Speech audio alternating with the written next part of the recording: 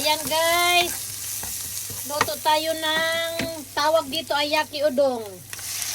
Gawa ko ng ano, yung Japanese udong na inaano, ginigrilled.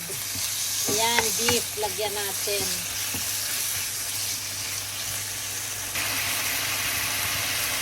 Ayan guys, dahil ano na, lagay natin ang gulay. Gulay muna, syempre.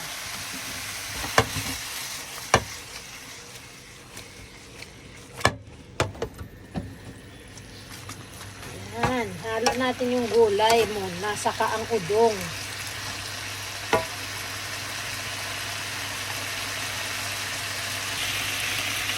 Yan guys, dahil ano na yung gulay, ilagay na natin yung udong. Ayan.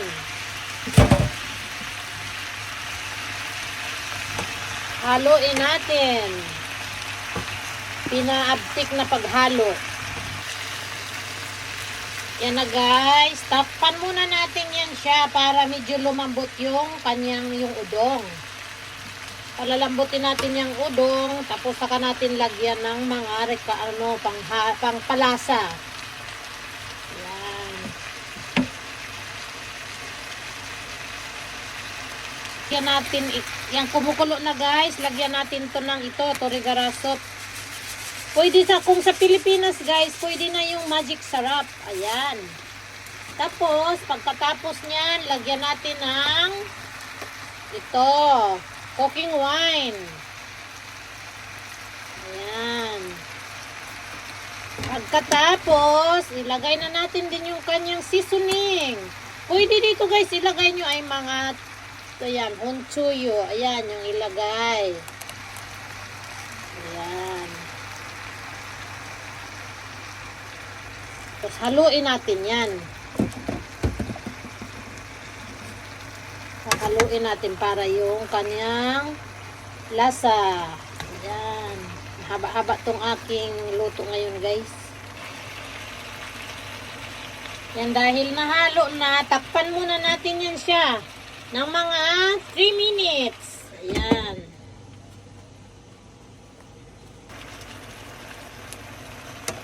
Ayan guys, oh, luto na udong. Ayan. Luto na siya. Ready to eat na, guys. Yan, ang tawag nito dito sa Japan ay yaki udong. Ano siya, parang stir udong? Paano nga ba tawag dito sa English? Yung ginigisa. Wow, hindi ko alam. Yan, maraming gulay tayo na nilagay. Patuyuin natin ng konti, guys. Ayan. Maraming salamat sa support nyo. Ayan, ganyan yan, udong.